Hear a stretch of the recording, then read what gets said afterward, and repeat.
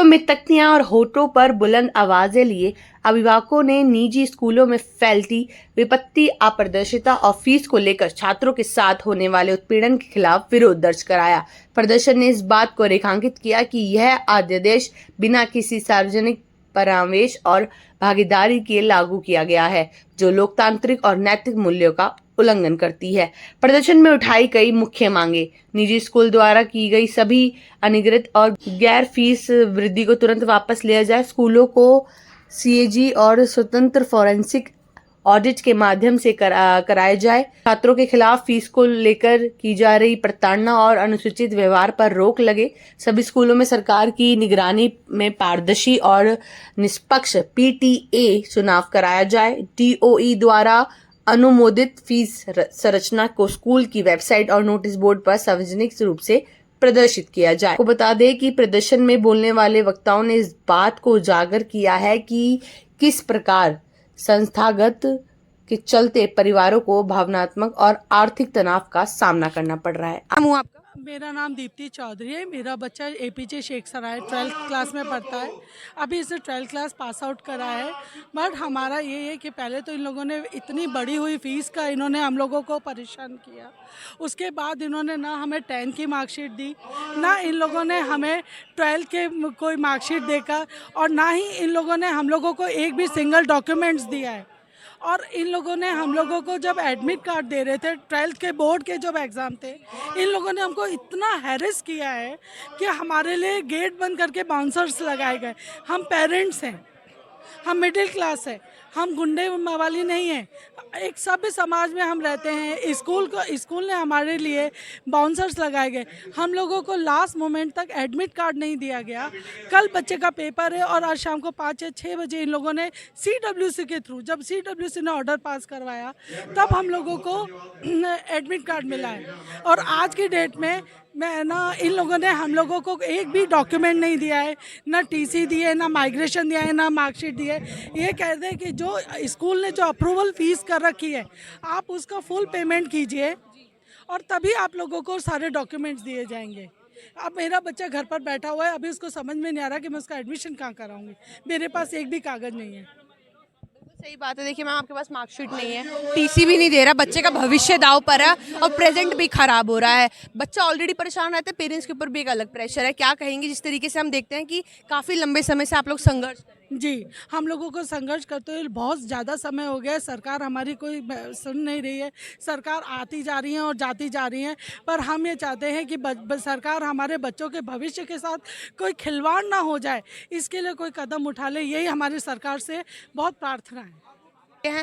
शिक्षा मंत्री आशीष सूद तमाम ऐसी मीटिंग कर रहे हैं और बच्चों के भविष्य को लेकर क्या कहेंगे, क्योंकि शिक्षा व्यापार नहीं है। जी देखिए, कोई भी एक आम मिडिल क्लास आदमी अपने बच्चों को प्राइवेट स्कूल में डालता है कि वो अच्छी शिक्षा प्राप्त कर सके, और वो अपनी जेब को देखते हुए ही करता है। और अब से कुछ समय पहले जो फीस 7,000 रुपये भर रहे थे हम 9th की, वो आज 14,000 हो गई है। तो मिडिल क्लास आदमी कहाँ जाए? उसने अपनी गुहार डायरेक्टर ऑफ एजुकेशन को लगाई, उसने अपनी गुहार सीएम को लगाई, एजुकेशन मिनिस्टर को लगाई, इससे पहली वाली सरकार को लगाई, इसके बाद वाली सरकार को लगाई, तो कोई भी सुनने को तैयार नहीं है। अभी जब 10th का पेपर आया तो बाकायदा उन्होंने बच्चों को जो सीबीएसई से एडमिट कार्ड मिलता है उसको देने की सख्त मनाही कर दी कि हम नहीं देंगे। और जब वो नहीं दिया गया तो हमने डायरेक्टर ऑफ एजुकेशन के पास गए, चाइल्ड वेलफेयर के पास गए, सब जितनी भी संस्थाएं हैं सबके पास गए, मगर उन्होंने सिर्फ 12 घंटे पहले बच्चों को एडमिट कार्ड दिया। तो स्कूलों की मनमानी चल रही है। नहीं, मार्कशीट नहीं दिया। हाँ, रिजल्ट अपलोड है, आप पैसे भरिए और जाके दोबारा से सीबीएसई से लीजिए। स्कूल नहीं दे रहा है आपको, स्कूल आपको नहीं दे रहा है, आपको जाके सीबीएसई से लेना है।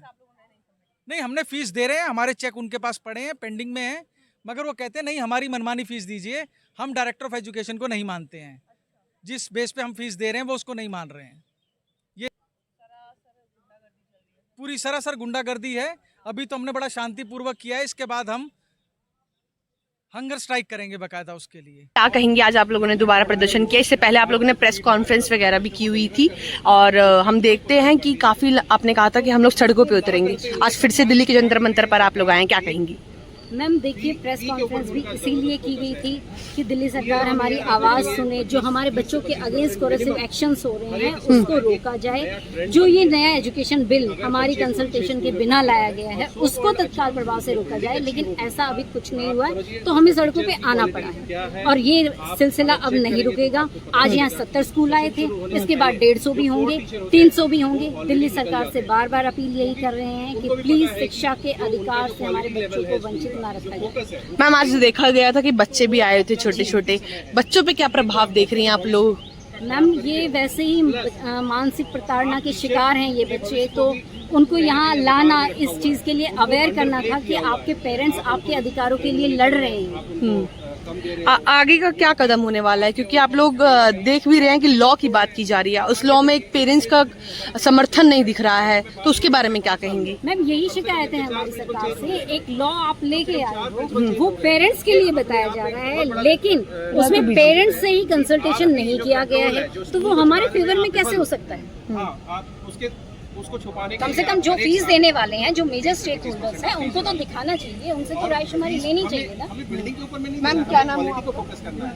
आप बच्चों के नाम काट रहे हो, आप बच्चों के क्या एडमिट कार्ड कहेंगे रोक जिस रहे हो। तरीके से आप लोग काफी बच्चों के नाम जब काटने के बाद स्कूल में कम है, लेकिन भविष्य सरकार दांव को पर है, लेने पड़ेंगे प्रेजेंट कड़े भी फेस कदम। कर रहे हैं वो लोग। सरकार बैकडोर से स्कूल में ऑर्डिनेंस हरास बिल हो लेके रहे आ हैं रही है, और जिसमें उन्होंने 15% हो ही का रहे हैं, कैप लगा क्योंकि दिया है। मैं ये फिर से दोहराना चाहूंगा, अगर मेरे घर में चोरी होती है तो मैं क्या अपने 15 पड़ोसी को चोरी होने का वेट करूंगा कि या मैं थाने जाऊंगा? अपनी जिद मैं पे स्वयं अड़े हुए थाना हैं जाना सर, चाहूंगा। और इकट्ठे होकर rather than कि हमारा मैं वेट यही करूँ है कि मेरे पड़ोस में 15 और चोरियां हो, सरकार फिर हम हमारी सब बात मिल करके सुने। जाएंगे। स्कूल नहीं है मेरा। देश हित में काम करिए। मार्कशीट मान रोक के लेना, चलिए, मैं चाइना का एग्जांपल एडमिट देता कार्ड हूं। रोक लेना, किसी भी देश को बच्चों का विकसित नाम होने काट के लिए देना। स्कूल का जो एजुकेशन ये केवल सारा रोल प्ले करता है। जो आम टू स्कूल आपने यहाँ पे तकनीक बड़े बड़े मेडिकल है, कॉलेज स्कूल खोल कर दिए, रहे हैं। आईएम खोल दिया, हम IIT बच्चों को खोल दिए। स्कूल कितने भेजते बच्चों हैं का शिक्षा एक्सेस मिल ग्रहण पाता करने है? के लिए। कुल मिला के और वो आज बच्चे की डेट में स्कूल अगर लेवल स्कूल पे ये ही सब करेगा उनकी तो जो आप सोचिए कि credibility बच्चे पे है, क्या वो होगा। ऑप्टिमाइज नहीं हो हम पाती है, बच्चे बच्चों आगे को नहीं एक बढ़ अच्छा पाते नागरिक हैं। बनाना आपके चाहते स्टार्टअप फेल हो रहे हैं, क्यों हम हो रहे हैं? यहाँ क्योंकि जो स्कूल पैसे के एजुकेशन लिए है, नहीं जो लड़ रहे बेसिक जो फाउंडेशन है, वो कौन से चाइना ने पैसे तो के लिए अपना लड़ बहुत रहे हैं अच्छा कि रखा। आप अगर पहले अपनी ऐसा जेब भरे They जाओगे, are treated as a- school के ऊपर स्कूल खोले जाओगे,